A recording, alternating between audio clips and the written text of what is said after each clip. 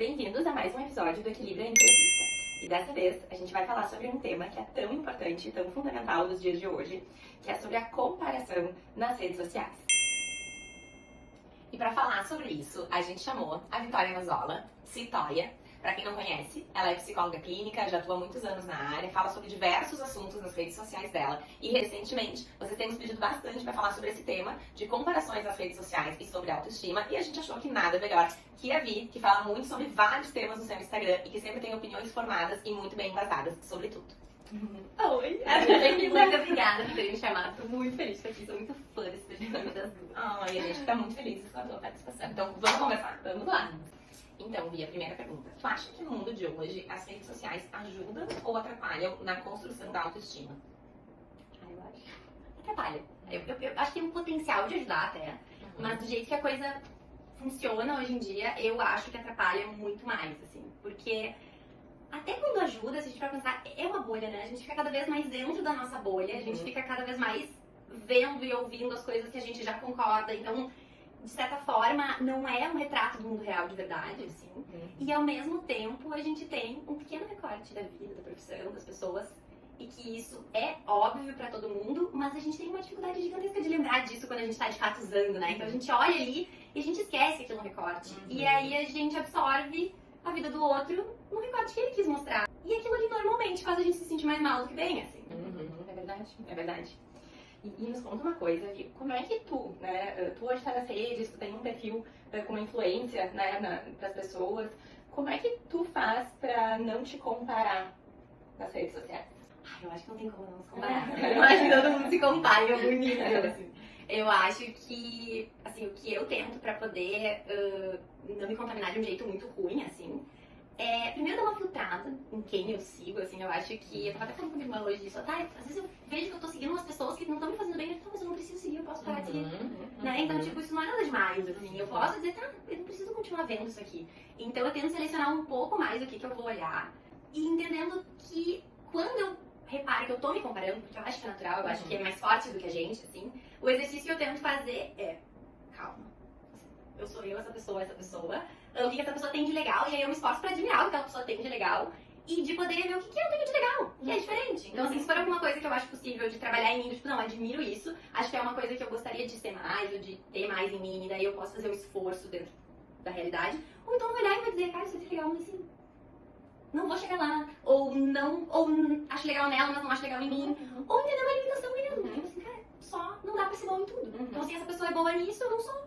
então eu vou admirar. E se faz mal, eu vou jogar pra lá. E aí que eu acho que vem um ponto, né, pessoal, que a gente fala muito sobre o autoconhecimento. Como é importante a gente se conhecer e saber que todo mundo tem os seus pontos fortes, os seus pontos fracos, né, e que tem coisa, e que é assim, tudo não teremos, né, tudo não seremos, né, vamos aproveitar, vamos transformar nessa frase, tudo não seremos.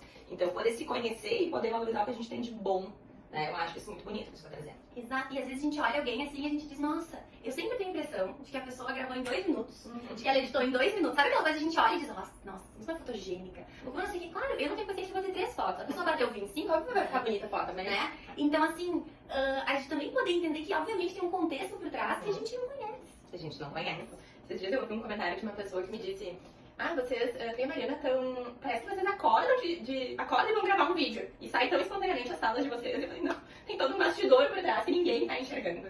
Exato. E na tua experiência clínica, qual é o erro mais comum que as pessoas cometem quando elas querem melhorar a autoestima? O que tu percebe? Eu percebo que às vezes a gente tenta ancorar em coisas externas. Eu sempre falo para os pacientes que a gente tem que ter os nossos pilares de sustentação, assim, da nossa autoestima, de como a gente se olha, do valor que a gente vê na gente. E mais de 50% tem que ser interno. Então a gente precisa que menos de 50% seja em qualquer coisa externa, porque o que é externo está fora do meu controle. Então a quantidade de curtidas que eu tenho, se o meu cabelo tá arrumado. Tipo, eu era uma criança que fazia um bullying com meu cabelo. De fato eu me sinto muito melhor quando meu cabelo tá arrumado. Mas se eu preciso que meu cabelo esteja arrumado pra eu me sentir bem comigo, pra eu sentir que eu tenho alguma coisa pra dizer, eu fico muito vulnerável. Né? Então eu preciso que poucos elementos sejam externos, porque assim eu fico menos vulnerável e assim eu me sinto bem independente do mundo, sabe? Independente do outro, independente se eu falhei, independente se eu errei, se eu fiz uma coisa que não foi legal, né? Se alguém me diz uma coisa dura, eu consigo sustentar nos meus outros pilares, que são os internos, que são, quem eu sou, quais são os meus valores, né? O que eu represento para as pessoas, o que me faz sentir bem, onde é que tá, sei lá, meu trabalho, a mãe que eu sou. E não é se o meu filho tá me reforçando se eu sou uma boa mãe, se o meu marido tá achando que eu sou uma boa mãe.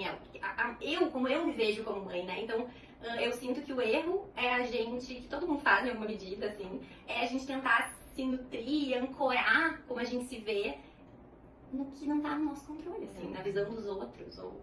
E aí as redes sociais são uma verdadeira armadilha, né? Porque aquilo ali é totalmente fora do nosso controle. Tanto que a gente vai ver, o que a gente vai consumir. A gente abre o Instagram, a gente não sabe, né? Porque a gente vai ver como é que as pessoas vão reagir com o que a gente postou, enfim. Então isso traz muita angústia mesmo. Até porque, né, Brias, as redes sociais, elas mostram, como tu falou, né, de uma parcela que a pessoa escolheu pra mostrar da vida dela, né? Consequentemente, vão ser as melhores parcelas que a gente tá mostrando ali pros outros verem. Se a gente vai se comparar com o que é melhor dos outros, a gente acaba se distanciando muito daquilo que é importante pra nós, né? Dos nossos valores, o que eu acredito, né? Então, assim, se eu posto um vídeo e ele tem 0 curtidas ou ele tem 1000 curtidas, em tese, isso não deveria ser o que avalia se meu vídeo é bom ou ruim, né? Então, eu preciso saber por que eu postei aquele vídeo, o que aquele conteúdo representa pra mim. E aí, ok, o resultado... Ele é uma dos parte. nossos. Mas a gente, a tua opinião, né, sobre aquilo. A gente precisa conseguir... Isso, não vai ser um... Vai te afetar, se for muito, se for pouco, mas... Eu gosto sempre de pensar assim, se tudo depende do externo, né? Tem um lado bom e tem um lado ruim. Porque também assim, deu super certo. Se deu super certo porque eu sou maravilhosa. Se deu super certo porque eu sou maravilhosa, quando dá errado, eu sou péssima. Então assim, a gente precisa fazer o balanço pros dois lados. A gente gosta muito de dizer, não sou horrível, mas assim, eu também não sou maravilhosa. Né? A verdade é que a gente tá sempre ali no meio. Essa busca do equilíbrio, na verdade, assim, a gente vive dizendo que ninguém quer ser mediano. Cara, tá ali no meio do caminho, na maior parte das coisas. Bem ok, né? Então já tá ótimo. E Vinda diz uma coisa, para as pessoas que não se sentem suficientes em nada, no trabalho, no corpo, em todos os seus papéis de vida, o que tu diz para essas pessoas? Pensa sobre isso, sabe? E a primeira pergunta é, tipo, tá suficiente pra quem? Né? Então tá, digamos que não, suficiente pra mim, né? Porque se for suficiente pro outro, daí tá, calma aí, pra mim. Ainda assim, eu penso, tipo, mas o que é ser suficiente, né? Porque assim, ser suficiente é ser o bastante. O que é uma coisa que basta? É uma coisa que se basta. É uma coisa que não precisa de nada alheio, né? E isso não é viável para os seres humanos. Tipo, a gente não se basta, sabe? A verdade é que a gente não é mesmo o suficiente. Eu acho que o erro tá em a gente... talvez seja só uma questão de nomenclatura, mas talvez...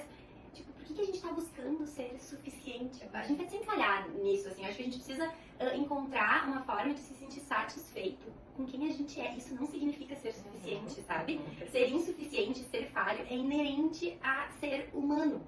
Então eu não acho que é uma coisa que a gente tem que aceitar como aceitar as nossas falhas. É uma coisa que a gente tem que aceitar como, tipo, é óbvio, né? Então, se tu não te sente suficiente, eu acho que tu tá mais adequado com a realidade do que quem se sente super suficiente, porque a verdade é que a gente não é. Só que o fato de não ser suficiente não significa que tu não vai ser amado. Não significa que tu não vai ser cheio de gente legal que quer estar contigo. Não significa que tu não é cheio de talentos. Que tu não é cheio de... Não ser suficiente não significa nada de ruim. E ser suficiente também não significa que a pessoa vai agradar todo mundo o tempo todo. Né? Daí a gente cai naquela máxima, assim, já que a gente vai desagradar, que a gente desagrade sendo nós mesmos, né? E aí essa coisa do autoconhecimento de novo. Tem que se conhecendo, eu consigo bancar e sustentar isso.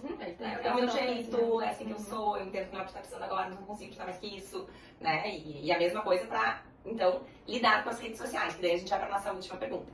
Vi, se tu tivesse que dar uma dica, uma orientação, assim, pros nossos seguidores, assim, que vão, o que dizer pra eles sempre que forem abrir o Instagram? O que tu acha que a pessoa tem que ter em mente quando for consumir as redes sociais? Meu mantra, o Instagram é um recorte.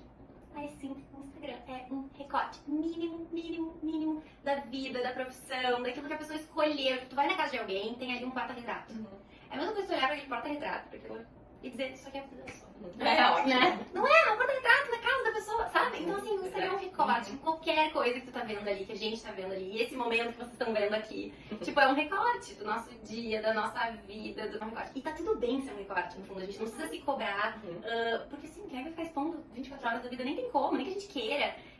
A vida é muito complexa, a cabeça da gente é complexa, sabe? Então assim, é um recorte. É como é. A gente só precisa lembrar disso. Eu gostei muito da metáfora do porta-retrato. Super também. Amei.